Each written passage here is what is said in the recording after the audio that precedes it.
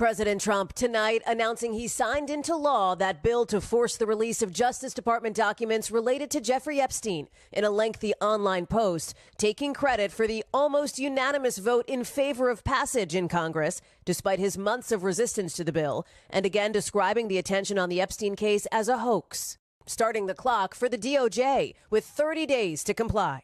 We will continue to follow the law with maximum transparency while protecting victims. But how much material, if any, could become public? While the bill compels the department to share records like flight logs, sealed settlements, and more, it contains caveats, letting the DOJ redact files for victims' privacy and withhold certain information that would jeopardize an active federal investigation, like the one opened days ago after the president directed the attorney general to look into Democrats' connections to the late sex offender.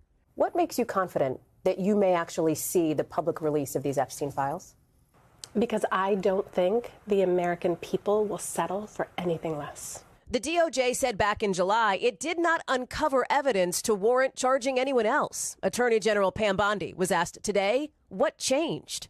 There's new information, additional information. That could include material from the Epstein estate, some released last week by the House. The now public documents also show Democratic delegate Stacey Plaskett, who represents the U.S. Virgin Islands, where Epstein had a home, had texted with him during a 2019 hearing as she questioned President Trump's former fixer, Michael Cohen.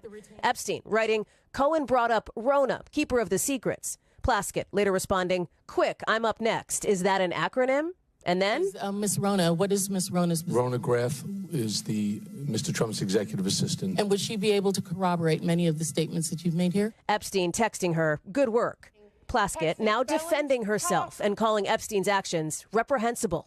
I believe that Jeffrey Epstein had information, and I was going to get information to get at the truth. Having a real friendship with him is not something that I would deem to have. All right, Hallie joins us now live. And Hallie, bottom line here, people may expect to learn a lot from these Epstein files, but they may not be the case, right? Yeah, that's right, Tom, because of those caveats we mentioned. And if what the Justice Department puts out is extremely limited, there may be political fallout, considering the majority of Americans support the release of more documents. Tom?